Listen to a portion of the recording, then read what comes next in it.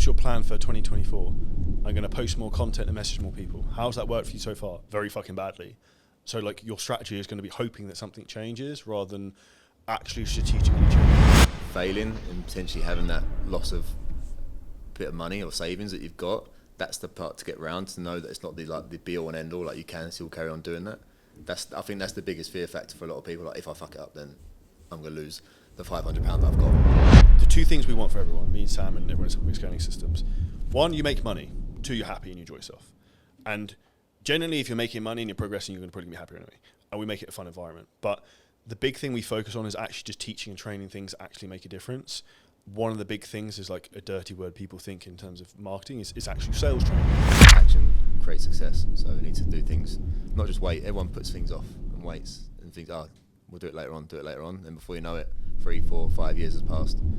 You've not taken action. You're still in the same situation you were before. If you're an online coach struggling to grow your business, plateaued, you don't know how to get to the next level, today I'm going to take you through the 3 things that you need to do in your business right now that can help you get to the next level. Today I'm joined by Sam Spooner. Sam is basically our head of scaling in terms of helping coaches blow up their businesses. So we're going to take you through loads of tips, tricks, strategies you can actually implement and take away from this podcast that can help you grow and scale your business. First thing I ask you, Sam, is what do you think is one of the main points people get stuck with? Getting in front of the right audiences, speaking to the right people, and obviously Instagram. There's a wide audience out there, so getting in front of actually targeting the right people is the biggest problem. So to open that up more, a lot of people say that their clientele doesn't have any money, and I would say, or they can't afford their program. And I think there's 2 parts to that problem. One is the niche of people you're trying to target. Like, we both speak to people like, I want to target 18-year-old kids who want to build muscle. It's like, that's great, but they're not going to be able to pay you a lot. And 2 is like fishing in the wrong pond. So you're looking for high-level executives on TikTok. Like, the 2 don't match. And I think that's where people need to look for market fit and congruency. And that's where sometimes it's not about people working harder, it's working smarter and more strategic in terms of like direction of effort. Yeah, definitely. I mean, the amount of people I speak to that want to have an amazing TikTok following that doesn't convert, right? Yeah, if you don't want to be an influencer, you want to have a successful business, right? And that's the difference. And that's what a lot of people can't seem to get their head around in terms of, I've got an amazing audience, I've got a huge audience, but if it doesn't convert into clients, then it's pointless having it, right? And you, me both know we've spoken to and worked with a lot of people who have got very big audiences, yet don't know how to monetize. And that's where there's a complete difference in terms of skills when it comes to, like, you can have loads of people who follow you, but if they're all Indian kids who are 16 or 17-year-old girls on TikTok, like, it's not a very valuable audience. You can actually buy a high value item from you. And that's where people need to understand you don't have to have that big an audience. You just have to have the right people who follow you and engage you. And where we're both going with this conversation is the number one platform that probably 99% of the people on this listening to this right now are overlooking, and I bet you are right now who's listening to this, is LinkedIn. Mm-hmm. What would you say are some of the reasons why people should use LinkedIn? One, you can find your niche just by searching it. It literally gives you exactly who you're looking for. You can target CEOs, executives, London, for instance, if that's going to use it as an example. You put that into LinkedIn, it spits out a load of leads there ready for you. Whereas Instagram, you're literally putting content out there hoping to attract the right person. Now, in terms of people with money, how many people that are running a decent business or have got a lot of money are sitting there scrolling through Instagram? Yeah, looking for a fitness professional. Like, it doesn't really happen. People that sit on the sofas scrolling through Instagram, not normally the people with the money, right? So LinkedIn is where it's at. And the big word you said there was hope, because the amount of people come to me and they speak to both of us, and hope is their strategy of like, what's your plan for 2024? I'm going to post more content and message more people. How's that worked for you so far? Very fucking badly. So like, your strategy is going to be hoping that something changes rather than actually strategically changing. And some of the reasons why LinkedIn works very well is, one, the average user on LinkedIn has $150,000 per year. 2 is the platform user base is doubled in terms of the amount of users on the platform in the last 12 months, which means there's actually a supply and demand shift in terms of actually more people coming in than people posting on the platform, which is the opposite of Instagram. And then to open up a bit more about what you said in terms of strategically targeting people, let's say you want to focus on, I don't know, so I used to work in the real estate industry, right? So say I want to work with people in real estate who are from Dallas, Texas. They're the CEO or founder of the company. They've got more than 15 employees. And I can search all those specific filters. If I do that, if they're a CEO, they're going to be the top of the business. If they've got more than 15 employees, the business is going to turn over $5 million a year. They're going to make at least $300,000 to $500,000 per year. Means they're going to be able to afford the program. Yeah. So you're automatically making it much easier for yourself to make more money when you target people who have more money. And it's a saying I've heard you say before, is like, you solve rich person problems, you like make rich people money and charge rich people prices. It was something like that, wasn't it? Yeah, solve rich people problems, you charge rich people prices. And when you start to put the two together, it becomes very easy to grow your business. And some basic maths I'd say to everyone is like, this is the minimum we expect for people in performance on LinkedIn. Minimum we expect people to charge is $3K. So like you book 6 calls a week from LinkedIn. Let's say 50% show up, that's 3. Let's say you close 1 out of 3, you make $3K.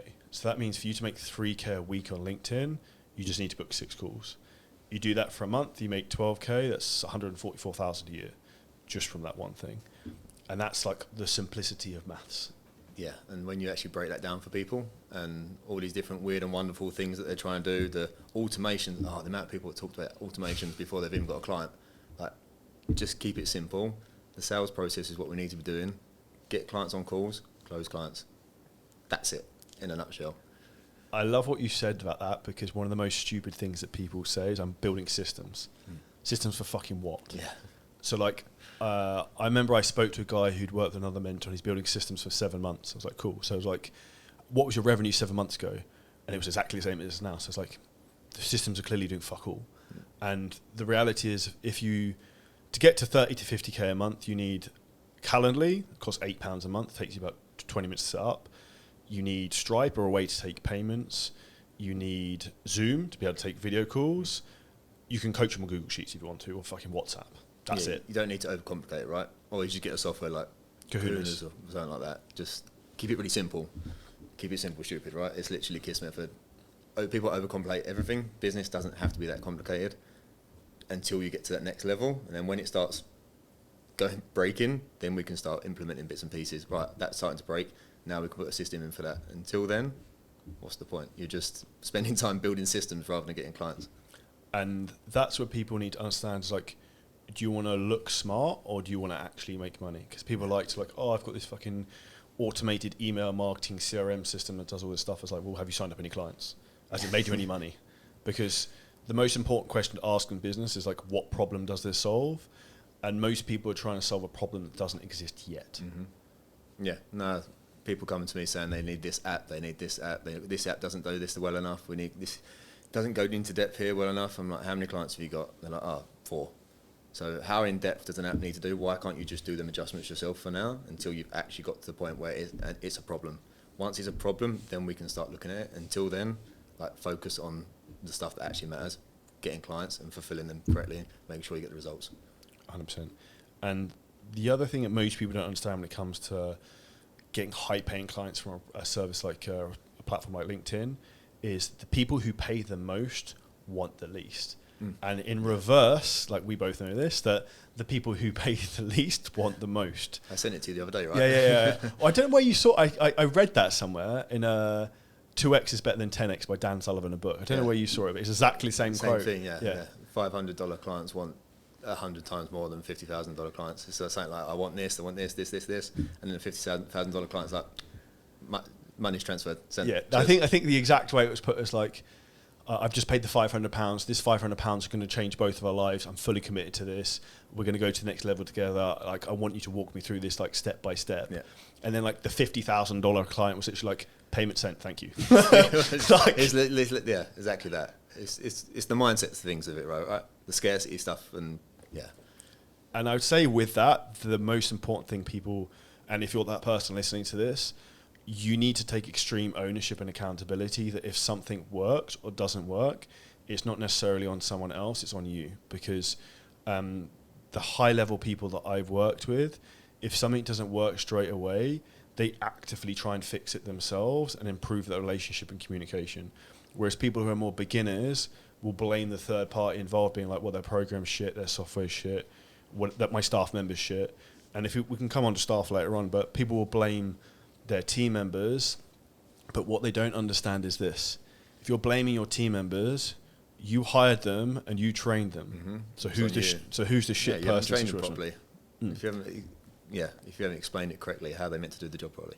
And extreme ownership is one of the big things people struggle to take, I think, when it comes to their business, because they're not willing to take it on their chin that they fucked something up. And I've said to you how many times I've fucked stuff up all the time. And it's like every day. Fuck like ups are a part of it, right? It's literally, you meant every day is a fuck up. We just keep moving forward. And I would say a reverse way to think is almost more mistakes I make, the more money I make, because you learn quicker. Fail faster. It's feedback loop, right? Yeah, fail faster, you know what doesn't, and then you can just improve on that. But people are scared to fail. You learn what didn't work, so you discontinue that one. Yeah, it's hard to get around, especially if you're just starting out though. Failing and potentially having that loss of bit of money or savings that you've got, that's the part to get around, to know that it's not the be all and end all, like you can still carry on doing that. I think that's the biggest fear factor for a lot of people. Like, if I fuck it up, then I'm going to lose the £500 that I've got. And it is, you just got to get people out of that mindset. And that's what I'd say from everyone is you have to understand the difference between like risk and reward ratios. It's like, okay, you could lose 500, but you could make 50k. Is that a bet you should probably take? Yes. Yeah. Because, okay, if you take that bet 5 times and it works 1 out of 5, you're going to be you spent $2.5 grand to make 50k. It's the same with running ads, right? You test and test, and then you get the golden one, and then you make your money back on the stuff that you lost. 100%. And that's where I think when you start coming into things like LinkedIn, and we'll talk about sales in a minute and sales processes, you set yourself up for success when you stack the numbers in your favor, and too many people are stacking the numbers to safety and security favor of like thinking small. Interestingly, I mentioned about reading a book, 2x is easier than 10x, which is true to a lot of respects, because a lot of people just don't actually have the thought process to think like, you 2xing your business, most people think about volume and doing more, but you physically can't 10x a business, you doing everything. No. So it means you actually have to think differently outside of the box in terms of like, if I was going to 10x everything, how the fuck am I going to do it? And when you start to think like that, that's when you start to think at a higher level of like a bird's eye view of like where you're going, rather than reactive of like, I'm just going to post more on Instagram, message more people, which is the generic advice most people are given. Yeah, you just end up building yourself a bigger job rather than actually having a business, right? And you then end up with the golden handcuffs where essentially you can't fucking step away from the business. Like today I've been driving around like a degenerate in a Ferrari with Lewis and filming stuff, and the world continues without me, and that's the point you want to be at, where like if you're out for a few hours, the world doesn't come crashing down. The ship keeps sailing. And if you're in that position right now, you don't have a business, you have a very well-paid job. Yeah, that's it. Literally, not trusting people to do the work for you as well. That's a big part of it as well. People don't want employees because it's hassle. It's not hassle if you train them correctly and actually get them on board, then it's not a problem. And I say people think it's difficult to have team members, but that again comes down to the way you've trained them, managed them, hired them, and found them. And that process is the thing that really defines the success of that person coming on board. And if that's not done in the proper manner, then again, that's your fault as a business owner. Yeah, definitely. The second big mistake I see a lot of trainers making is probably the biggest one, and it tends to be a very British thing. Americans, like North Americans, tend to be much more like, this is why I fucking love the US. It's like, Americans are like either in or out, they're fucking like all guns blazing. And the first person I think of when I speak this is Trevor Stewart, who's a client of the Mastermind. So if you go and listen to the podcast with Trevor, he's a G. To the point where literally he gave me like all the money he had to start his business on with us. And I think 2 hours after his first call, he made $4,500. But he literally gave me everything he had. And it just shows like the mentality of being all in. But what that brings me to the point of what I was going to is that the fastest way not to make money with your fitness business is charging low prices and charging monthly. Would you agree? Yes. Yeah, you're just in the rat race with 99% of other online trainers doing exactly the same thing and not having that consistency in terms of revenue coming in. Is that right? Sorry. And I think the reason people do that, because I see a lot of other business mentors ads, is like, oh, you want the security that you've got money to go on holiday next month. You want the security you've got money to pay for a car. It's like, you have security if you just keep selling and marketing. So like, the reason people push like the monthly recurring model so much is that people are essentially lazy and they don't want to continue marketing and selling. Do you think like Coca-Cola stops fucking selling Coke one month because like, oh, we've got monthly recurring revenue, we're fine? Or like Apple, like they constantly have a new iPhone that comes out all the time. They constantly have a new Mac. The goal is to keep like reselling your product and keep selling front end, and then also push that into the back end. And the same thing comes in terms of sales processes and program prices. Like the quickest way to make no money, and we've seen a few people who have failed, where they are trying to sell like low ticket products, like 47 quid, 99 pounds, whatever it might be. Like that's the quickest way to never make any money, because you have to sell so fucking many of them. The volume game just doesn't work, right? It doesn't, 100%. Especially if that's when you need a mass following. That's when you need the huge audience. And nowadays, like AI does most of the low ticket programs for you anyway. So you're competing with a computer. And what I would add into that as well is that if you even had that massive fucking audience, I'll just do high ticket and make 10 times as much anyway. Yeah. But the reality is those people are lazy and they don't want to do the work and run a bit, or can't run a business. I literally had the same conversation, this conversation with a client the other day, well, a potential client the other day, and they were like, "Oh my god, like, why have I been going down this road?" Like they spent 12k on something on this to get it set up, and they made. Was it an automated software? It was €75 they made back so far, and then I explained to them our processes, and they were like, "Right," they basically said, "Take my money, like let's go." So, yeah. What would you say are some of the common pitfalls people... Why do you think people get stuck in that trap? In terms of what? The lower price points, the monthly... Because I think it's a mindset thing as well in terms of people... I mean, coaches are one of the worst people to coach, I think, because they want people to sign up to their program, all these different bits and pieces, but then they're very hesitant sometimes to actually sign up for mentorship themselves. And a lot of people I speak to, then they wouldn't spend money on certain things, so they assume other people wouldn't spend money on that as well, which is wrong. Money's abundant. We actually had one of our clients recently made his record month, spoke to him on actually through WhatsApp on a voice note, and he's like, "It's my mindset, thanks for giving me the nudge, like this is what I needed, record Who month." was it? Braden. Oh, sick. Yeah. Did you send your voice note? Yeah, he sent me a voice note back, yeah. I messaged him and said, "Oh, mate, awesome. See the notes and stuff. He's smashing it." And he was like, "Yeah, it's just a mindset thing. Money's abundant." Literally the words he used was, "Money's abundant. I just need to get my head right." Like you see me, I'm smiling because I'm really fucking happy because you're a really nice guy. Yeah, exactly. And this is the fucking thing that I get so frustrated about. And like you said this to me when we came in earlier. Yeah. And I'm so passionate about, and it will come across right now, is the fact that people just don't know what they don't know. And I say this to people all the time. There is no fucking lack of resources in the world. There's just a lack of resourcefulness to go and get them. Mm-hmm. Like, I'll be on calls and I'm like, they're like, "Oh, people won't pay me." It's like, dude, I can see behind my fucking computer screen, Dubai Marina, I can see probably 300 to 500 million pounds worth of apartments. There's fucking super yachts everywhere. Like, my building probably has 100 million pounds worth of cars in a car park. Like, there is fucking money everywhere. You just don't think big enough to go and get it, and don't take the action to do it. I see something the other day. It was, there's people that have no money and can't make enough money, and then there's people that can't stop making money, and that's like the two different balances in between. Like, once you know how to make money, it's like, it's a game, right? And this will be like the same for Braden. And I say this to people, is like, the most important thing is this. It's not the fucking money and the first big payment you get of like 3K, whatever it is. It's the fucking belief, because the mindset shift. And you'll look at me and Sam and be like, "You fucking invented fire." Because like, the game changes. And this was what people don't understand, is that when you actually start selling higher price points that are fucking around doing 250 monthly, 47 monthly, you sell 4 people a month at 3K, you make 12 grand a month. That's like 3.5 times the average salary probably in the UK. Just got to focus on one sale a week. That's what it comes down to, right? Get 10 calls, but or 5 calls, but you're going to close one, right? It's, especially with the training, with the sales that we do, it's like nearly impossible not to. Targeting the right people, yeah. And that's why we're very heavy in terms of the 2 things we want for everyone, me and Sam and everyone in Some Scaling Systems. 1, you make money. 2, you're happy and you enjoy yourself. And generally, if you're making money and you're progressing, you're going to probably be happier anyway. And we make it a fun environment. But the big thing we focus on is actually just teaching and training things that actually make a difference.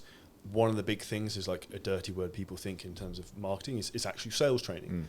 Because the better you get at sales, the easier everything else fucking becomes. Your ads will work, your content works, everything works if you're sick at closing and sales.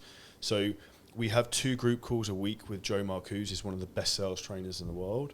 And we have some fucking amazing feedback with that. We have 1-to-1 sales training with Jack, who runs our call center at Closing Force. And we give call recording feedback. And all those things are really what help you turn up. Like if you go from a 5 or 6 sales ability maybe to an 8 or a 9, you can literally double your business just doing that one thing. Yeah, literally go from a 20% close rate to a 40% close rate. I mean, you're doing all right? And that's without us even doing anything else like strategically within the business. It's just about skill stacking, if that makes sense. Yeah, like you say, people see sales as like a dirty word, like, oh, sales is so pushy, it's all this. It's not. You just have a conversation with people. If you can actually help them and they need, and you can see that what they need is your service and you can get them to where they want to be, like, that's okay. That's okay to sell them that program. If it's not, and they're not a good fit, then don't push it. But yeah, you just be a genuine person and have a conversation with them. It's not like sales.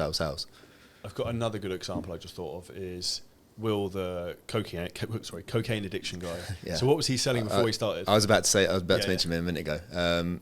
It's a £5 a week group training, group stuff on Facebook and Instagram. And no disrespectable watching this is like, what the fuck is the point in that respect? Because it's like a Starbucks. Yeah. Like he was getting so much. He was getting grief. I was on the call to him, and he was just like, I was just getting hassled. People saying I shouldn't be charging this. I shouldn't be doing that. Like, oh, it was meant to be £5 for the month, not £5 a week. And I'm like, bro, you just need to get yourself in front of the right people and position yourself correctly. What is he? 2 weeks in? He's yeah. I think he sold 2 3K programs. Yeah, and he got a third on the way. So like, and that's in like 2-3 weeks, and that's the difference of just altering someone's perspective and showing what's possible. Yeah. And I would say from like my own personal experience and background, I started selling low ticket products and programs. I was the same as you. So like I sold an 8-week transformation program that was £99. I sold a fucking lot of them. I was really good at marketing. So I sold like 1,000 every 8 weeks. I was like, really big shit. Until a friend taught me how to do high ticket sales. I sold my first program at £500 for 8 weeks in a Starbucks in Kingston.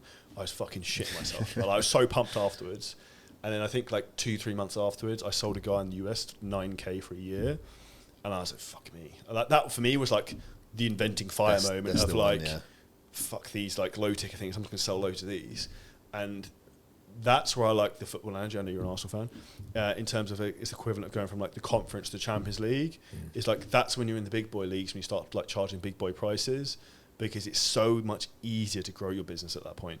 It's people are more open to investing, but they're also normally easier to fulfill as well. They understand the whole process because they're used to that process, so they know what it takes to reach their goals. Makes them easier clients to fulfill. Makes it an easier business to run, right?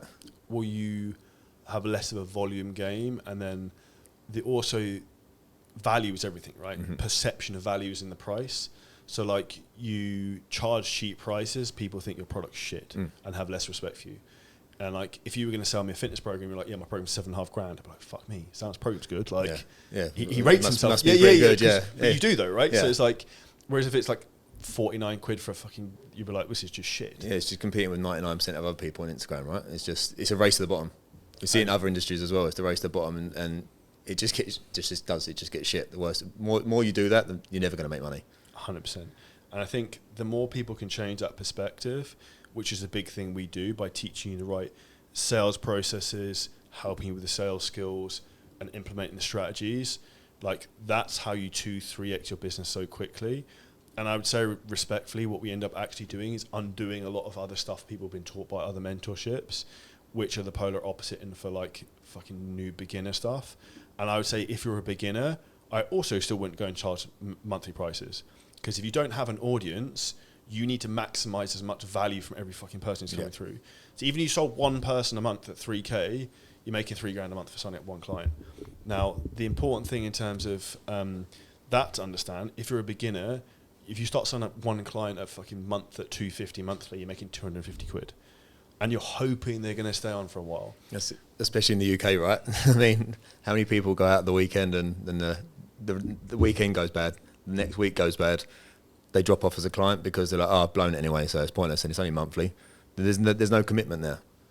And that's why clients, when they pay up front, they actually have psychological commitment in terms of like, I'm drawing a line in the sand, I'm going to step over it because it's, I've paid this money to Sam, I've paid this money to Charlie, I'm going to fucking see this through and do it and hold the promise to myself. And the reason why people lack confidence is because they can't hold the promises that they set for themselves, and they know they let themselves down. And that's why actually your job, it gives me goosebumps saying this as a coach, is to get them to pay up front and commit, not to you, but to themselves, because that's the only way they'll get the results. Because if they've been fat and overweight for 10 years, if they pay monthly, they're not all in. And you need these people to be fucking all in to really change their lives. 100%. Yeah, that commitment thing is huge. Like, if people aren't committed to it, I mean, it's like other programs, like people coming to us and saying, oh, this doesn't work. But then they've got their zero, they've got nothing. Now, we know that other mentors do have some success, like we're not saying that, but so many people come to us and go, look, I've got zero, nothing out of it, what a waste of money, all this kind of stuff. But that's got to be on them as well slightly, right? They can't, and that's where the actual doing the work and actually committing to yourself and actually going, right, we spoke about it before, people not actually putting the work in. If you put the work in, you will get the results with this.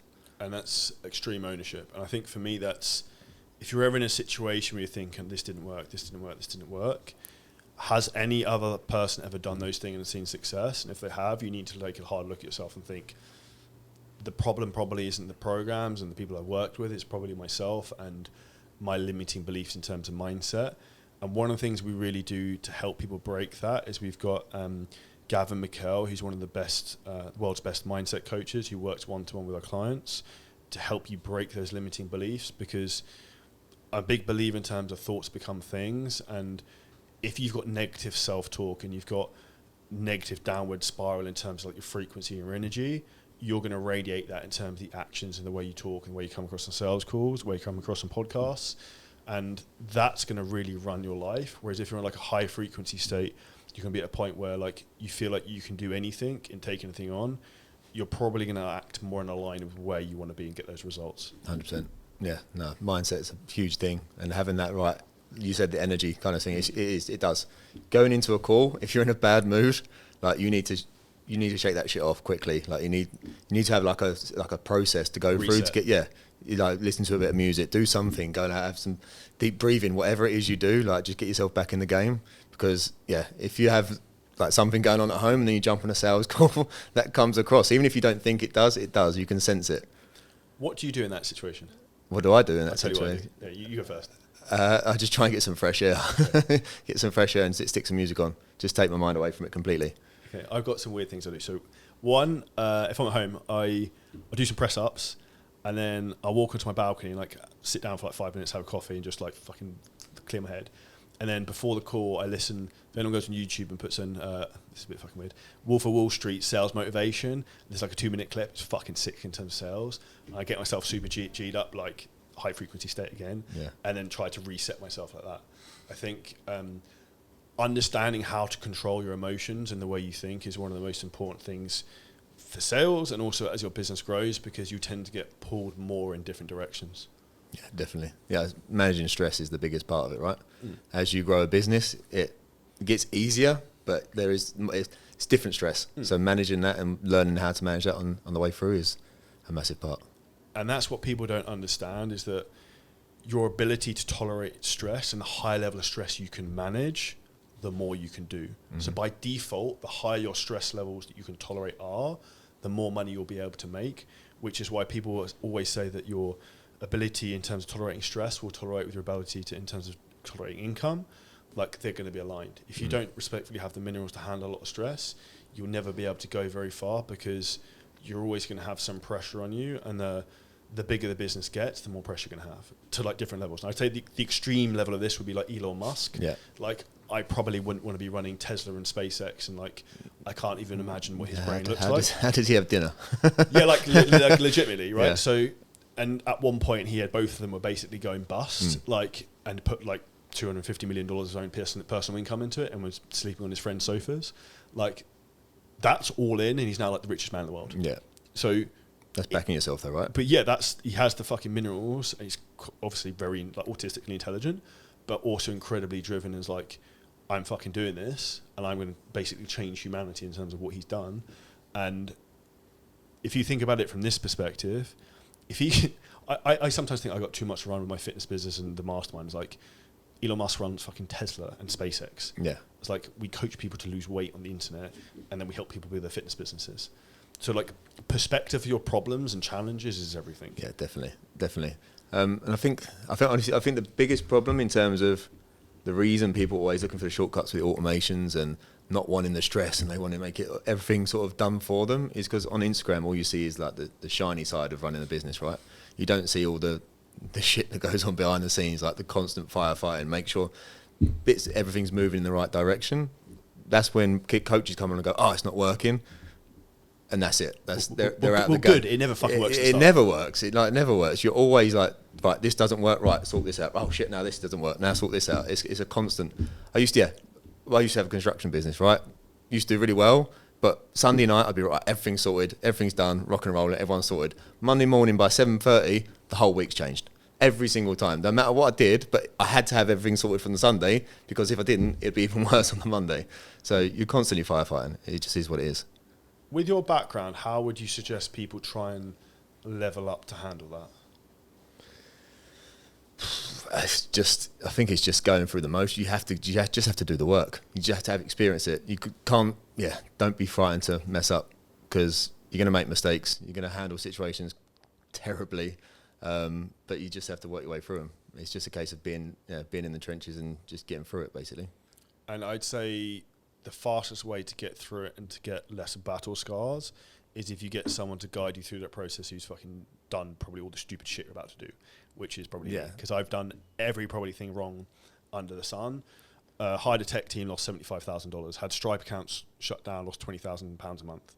I've had my Instagram account disabled for 3 weeks. I've been threatened with legal action multiple times.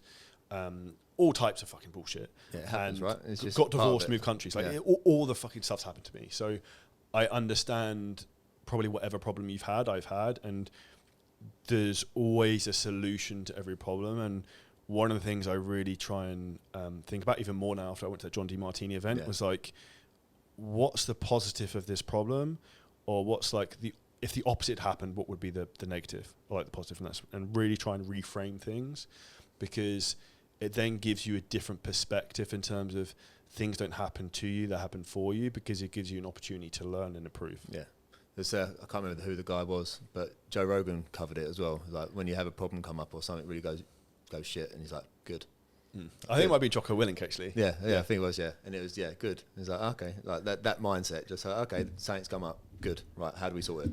And just going through that process, but who, not how, exactly as well, like the book, like knowing who, right, what do I need to do? I need to do that. Who's done that? They've done that. Okay, right, how do I do that? Ask them. That's the best way to do it, right? And respectfully, it's one of the things I'm going to talk about at the event. That's all I've done for the last 6-7 years. And one of the interesting things, so we've got a huge mastermind event here in Dubai in 2 days. It'll be the biggest mastermind event Dubai's ever seen. I've got a video we're going to play at the start. It's quite cringe. I don't know if I can watch it beforehand, which is I filmed a selfie video on the day I left my job, because I was like, this is like an inflection point in life. And anyone who's known an inflection point is like when you make one decision that's going to define the rest of your life. And the date on it was February the 25th, 2019, Lewis, I think. Yeah, so February 25th. This is not that fucking long ago. No. Very much 2023 now. And that just gives perspective in terms of what can be done, and also having the minerals to back yourself. Because at that the position I was in, my full-time career was only like $100,000 a year from an actual job. I didn't need anything else really other than that. I had, quote unquote, had everything I wanted. Comfort zone. Yeah, the comfort zone, right? But that's where most people's fucking dreams die. Yeah. Now, the reality is I was willing to risk it and put it on the line and go and do something really fucking weird and train people on the internet that no one else was doing. And what comes from that is then two things. One is you could possibly achieve everything you want and live the life of your dreams. Two, it doesn't work, I get another job as an estate agent. Yeah, you can always go back to it, right? So what are you going to lose? There's nothing to lose, is there? It's just, not being frightened to actually go back to anything. And the two things people need to understand, money and time are what people perceive as the most valuable things in the world. The reality is you can always get more money, you can always make more money. The federal government prints it. Time you can never get back. You need to invest and spend your money to accelerate your progress, because if you waste 3 to 5 years not getting to where you want to be, you will never get that time back. No. And also, I think if you get to 30, 33, 35, you're as old as me and Sam, like, it's harder to then change and get out that point if you've got kids, a family, a mortgage, because you've then got more risk and responsibility to carry. Yeah, it's easier, especially like 20s. You should be doing everything you can. Taking all the risk in your 20s. Do as much as you can, because you can sort it out in the 30s. If even at worst comes to worst, you can sort it out in the 30s. But find the right person, find the right mentor to actually follow and do the right steps. You're going to crush it in your 20s. It makes the level of scale you can get to in your 30s from that moment on, you're set for life. 100%. And I think, thirdly, the last thing people don't understand and they get stuck within their business is they get stuck too much in creating themselves a job and not an actual business. So one of the most important things is learning to team build and delegate and understand what's the first thing you need to move off of your plate. And two things people really don't understand. One is the last thing you want to delegate is generally sales. The first thing you want to delegate is generally fulfillment. Mm-hmm. Now, what most people try and do is do it the other way around. They don't want to sell, but they want to coach. The reality is that sales is a high income skill. The coaching is not. So the first thing you really want to move off is the coaching, and then you want to focus on more of the sales, because your job to scale your business, which I presume is your goal if you're listening to this, is you want to spend your time working on the business, not working in the business. So like working on the business is building it in terms of building systems, hiring team members, training people, making content, getting traffic, anything that basically makes money. In terms of working in the business would be like coaching clients, which is like a repeatable task, which, yes, client results are very important, but that's not going to help you take huge leaps forwards. No, definitely not. There's no one better to sell your program than you, right? Like that trust factor, it's there. And until you've got to that level where you can actually outsource that after everything is set, then, you do the sales. Where do you think most people tend to get stuck in terms of team building and operations that you speak to? They don't think anyone can do it as good as them. I fucking love that. And here's a really good thing I'd say to anyone in that situation is like, this is something you should always say to any mentor is like, what do I believe to be true but isn't? Because that's the fucking statement. Yeah. Because I used to be that guy. I was like, no one can fucking coach him. No one, yeah. And then I gave like all my clients away, pretty much all of them, and then they actually were getting better results because the coach had more time to work with them. Yeah, exactly that.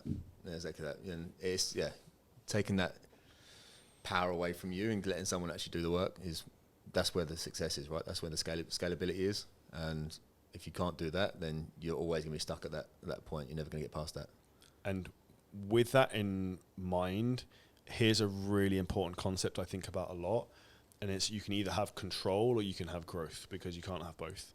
Because you can have control, I can fucking do everything. Yeah. I could take all the sales calls, I can coach everyone. Like I can have like 99% profit margin. You'll be burnt out though, right? But you're going to fucking hate life. You can only go so far with it, and it's not scalable. So the reality is like, do you want this business to serve you or you serve it?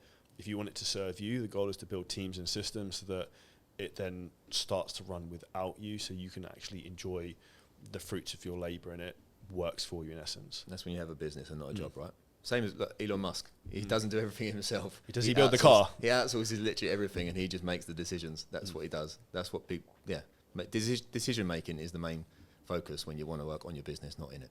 100%. I think the more people actually sat down and think about where their business is going, they would go a lot further. And I would say, if you're in a position right now that you lack certainty, you feel overwhelmed, which is a lot of what I feel, and you probably feel when you speak to coaches, is you need to speak to someone to get a second opinion, because the unknowns are fucking you right now.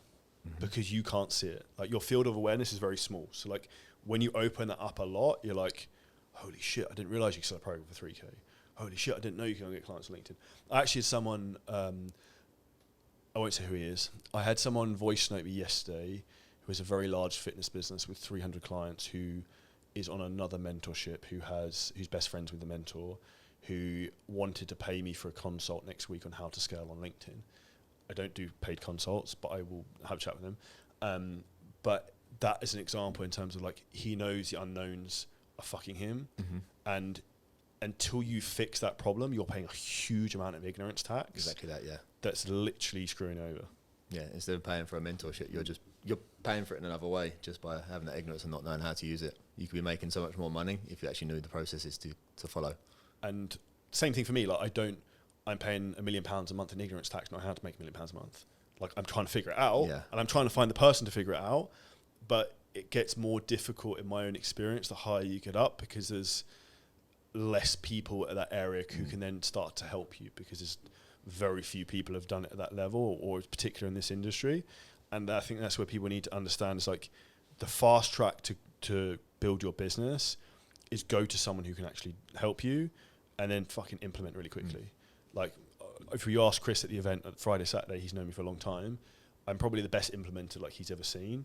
I literally am like obsessed with fucking I've even mentioned that to people as well. Yeah. Like if I've said something to you and gone, right, I think we need to tweak this, and he's like, done. Yeah. Like, okay, cool. No, that's fine. and actually, I'll be transparent from a business point of view. I find it very difficult now. I want to do everything myself, so I can literally do it right now.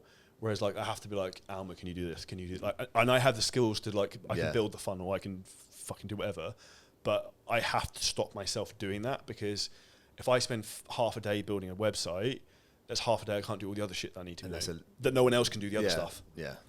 And I think that's me being honest in terms of understanding the demands on my time. And then also for you listening to this, you'll have something similar for you, which might be like, yeah, you're spending 20 hours a week doing check-ins. That's why your business is stuck.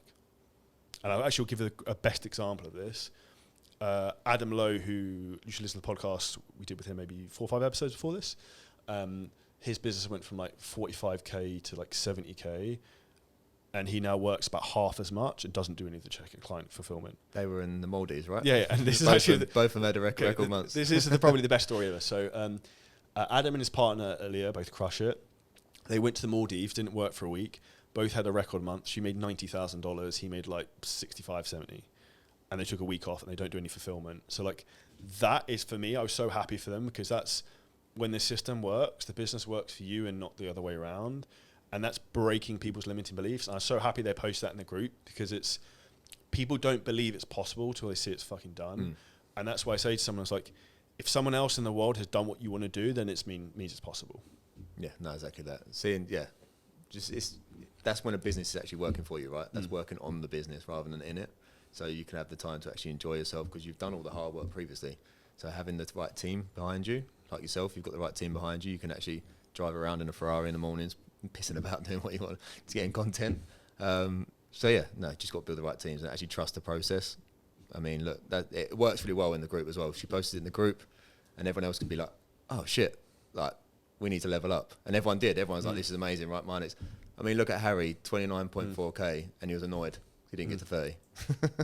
They're the kind of levels in the group, right? And that's where a lot of people are stuck right now. And this is, if you're on another mentorship or mastermind, or in a position you're not growing, you're probably a big fish in a small pond, and the fish will only grow to the size of the pond it's in. For you to get to next level, you need to go to a fucking big pond.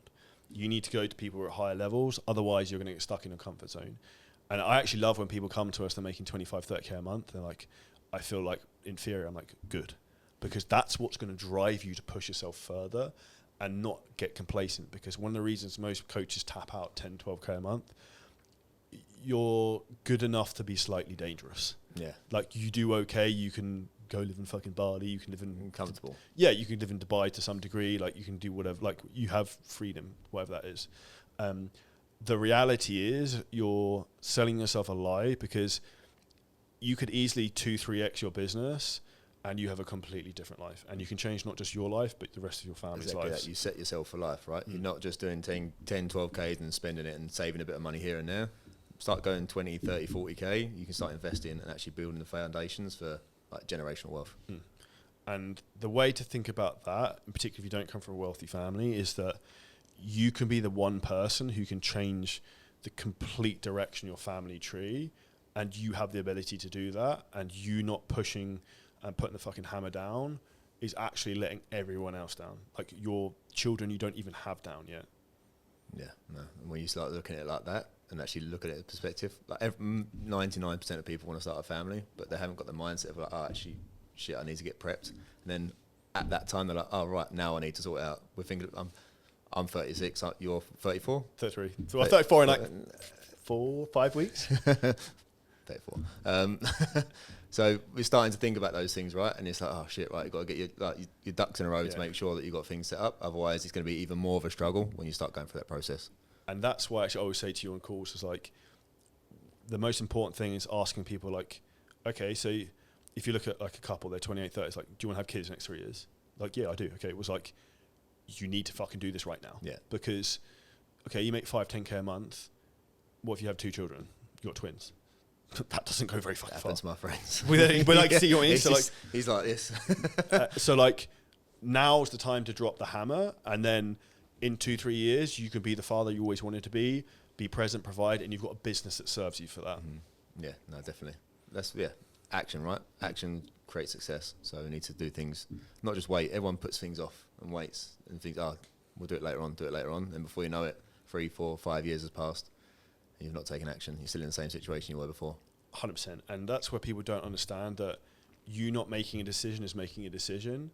And you either make decisions that take towards where you want to be or take you away from where you want to be. There's never a neutral thing you do in your life. It's always going to be positive or negative. Yeah, definitely. The last thing I'd finish on with this is the secret to why some people succeed and some people don't. The 2 things, and I would say that we both know this, as soon as you speak to someone like they've got it or they haven't got it. Yeah.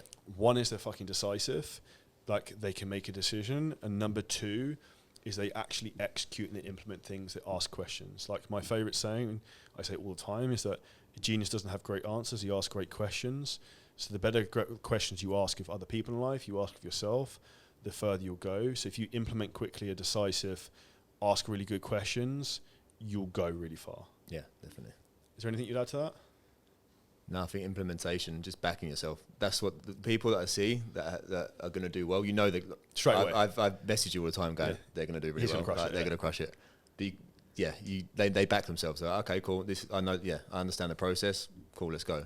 And that's it. As soon as people start doubting themselves, they start doubting themselves. They end up not doing the work because they're like, oh, it's not going to work. Straight away, before they've even done the work, they're like, oh, it's probably not going to work. It's not going to work for me.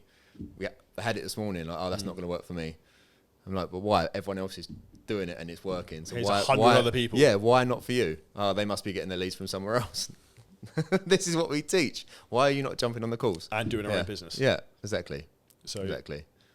To finish that up, if you're a trainer in a position right now and you're looking to get to the next level, if you hit the link below this podcast and video, you can book in a free call with myself or Sam to find out exactly how we can help you. If you enjoyed the podcast, make sure you smash the like button, subscribe. We'll see you next episode very soon.